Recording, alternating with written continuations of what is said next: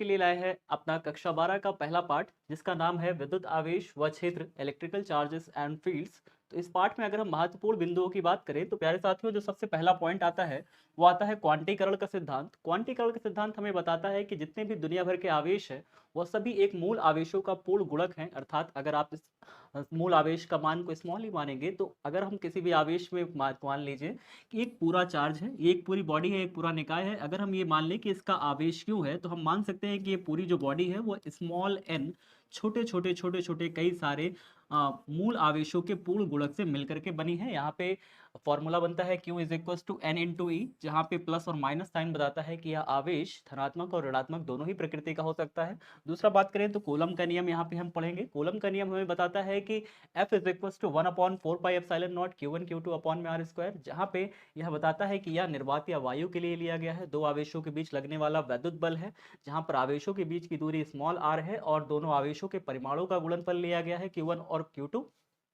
अगर हम बात करें तीसरे पॉइंट पर, तो हम यहाँ पे पढ़ेंगे अध्यारोपण का सिद्धांत, जहां पे हम लोग पढ़ेंगे कि किसी भी एक आवेश पर कई सारा यदि बल लग रहा हो, कई सारे अन्य आवेश मिलकर के बल लगा रहे हो, एक ऐसा निकाय हो जिस पर बहुत सारे आवेश विद्यमान हो, तो किसी एक आवेश पर लगने वाला कुल बल हमें यह सूत्र बताता है कि F is equal to F01 F02 F03, सभी का हम योग कर देते हैं। चौथा पॉइंट हम पढ़ेंगे वैद्युत क्षेत्र, अर्थात किसी आवेश के चारों ओर का वह क्षेत्र जिससे कोई दूसरा आवेश वैद्युत बल का अनुभव करता है, उसका वैद्युत क्षेत्र कहलाता है। तो वैद्युत क्षेत्र का अगर हम सूत्र पढ़ेंगे तो E is equal to 1/4πε0 Q upon में आर स्क्वायर, और यही से एक फॉर्मूला बन के आता है F is equal to Q naught E, जो यह बताता है कि यदि Q नॉट आवेश किसी E वैद्युत क्षेत्र में स्थित है तो उस पर F बल लगेगा। अगर हम बात करें अध्यारोपण के सिद्धांत की, तो अध्यारोपण का सिद्धांत अगर हम बात करें परिणामी वैद्युत क्षेत्र की, तो जैसे अभी आपने यहाँ पे पढ़ा कि अध्यारोपण का सिद्धांत बलों के लिए लगता है, वैसे ही हमारा पास वैद्युत क्षेत्र का भी अध्यारोपण का सिद्धांत होता है। प्यारे साथियों, अगर हम बात करें आगे कि इसमें पाठ में आगे हम लोग क्या पढ़ेंगे, तो हम लोग पढ़ेंगे द्विध्रुव आघूर्ण। द्विध्रुव आघूर्ण हमें बताता है कि इसे P से प्रदर्शित करते हैं, सदिश राशि है, माइनस से प्लस इसकी दिशा होगी, P is equal to Q into 2a।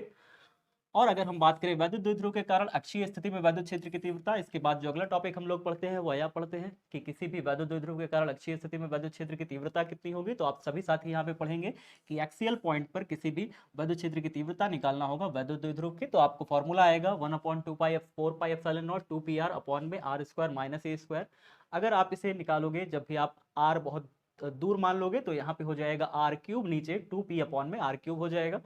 अगर हम बात करें निरक्षीय स्थिति में, तो निरक्षीय स्थिति में वैद्युत क्षेत्र की तीव्रता का सूत्र हमारा ये प्राप्त होता है 1/4πε0 p अपॉन में आर क्यूब, नीचे प्राप्त हो जाएगा। नियत कोण थीटा पर झुके द्विध्रुव के कारण वैद्युत क्षेत्र की तीव्रता का यदि आप सूत्र प्राप्त करोगे, तो आपको फॉर्मूला मिलेगा E is equal to 1/4πε0 p under root में 3 cos स्क्वायर थीटा प्लस में 1।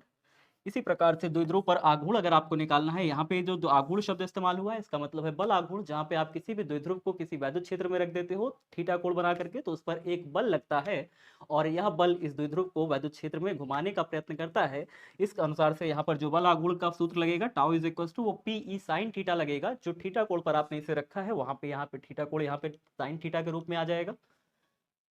इसके बाद हम बात करेंगे इस पाठ में जो हम पढ़ने वाले हैं वो मुख्य बिंदु है द्विध्रुव की वैद्युत स्थितिज ऊर्जा, जो कि हमारी आएगी U is equal to minus का पीई। फिर बात करेंगे हम लोग गॉस की प्रमेय, गॉस की प्रमेय जिसमें हम लोग फ्लक्स की गणना करते हैं, वैद्युत फ्लक्स की गणना करते हैं, जहां पर एक घिरा गया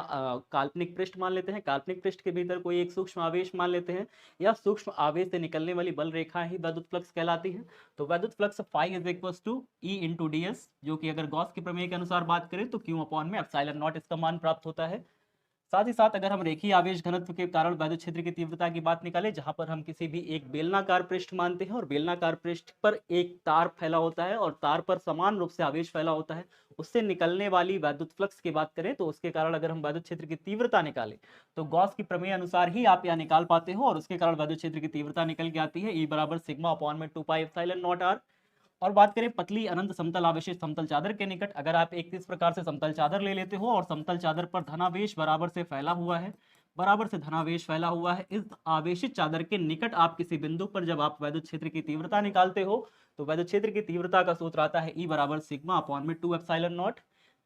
प्यारे साथियों, अगर आप इस प्रकार से मोटी चादर के कारण वैद्युत क्षेत्र निकालते हो, जब आप मोटी चादर के कारण निकालते हो वैद्युत क्षेत्र, तो यहाँ पर आप इस वाले पृष्ठ के कारण भी निकालते हो, आपके दो पृष्ठ हो जाते हैं, एक सिग्मा 1 प्लस का एक सिग्मा 1 माइनस का, इन दोनों के कारण इस बिंदु P पर जब आप निकालने का प्रयास करते हो तो दोनों के कारण अलग अलग निकालते हो, अर्थात पहले इसके कारण सिग्मा अपॉन में 2 एप्सिलॉन नॉट निकालोगे, फिर उसके बाद इसके कारण निकालोगे, इस वाले पृष्ठ के कारण यहाँ पर निकालोगे सिग्मा अपॉन में 2 एप्सिलॉन नॉट। जब आप दोनों को ऐड कर देते हो सिग्मा अपॉन में 2 एप्सिलॉन नॉट, सिग्मा अपॉन में 2 एप्सिलॉन नॉट, तो आपका आ जाता है सिग्मा अपॉन में एप्सिलॉन नॉट। अर्थात जब आप कोई मोटी चादर लेते हो तो मोटी चादर के कारण वैद्युत क्षेत्र सिग्मा अपॉन में एप्सिलॉन नॉट प्राप्त होता है।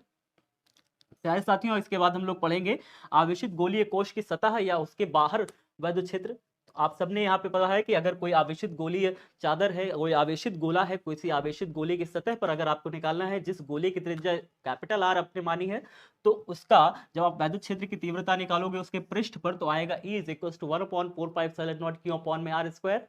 प्यारे साथियों, इसी के साथ साथ अगर आप ठोस अर्धचालकीय आवेशित गोले के अंत बिंदु पर वैद्युत क्षेत्र की तीव्रता निकालोगे तो आपका E is equal to P R upon में 3 एप्सिलॉन नॉट का मान प्राप्त होगा। अगर हम लास्ट पॉइंट की बात करें जो हम इस चैप्टर में पढ़ने वाले हैं, तो प्यारे साथियों हम लोग पढ़ेंगे आवेशित गोलीय कोश के अंतः बिंदु पर वैद्युत क्षेत्र की तीव्रता, जो कि हमें प्राप्त होगा 0। अगर आप किसी भी आवेशित गोलीय कोश के अंदर किसी बिंदु पर वैद्युत क्षेत्र की तीव्रता निकालेंगे तो आपको 0 प्राप्त होता है। तो प्यारे साथियों, हम लोग पहले चैप्टर में इतने ही टॉपिक्स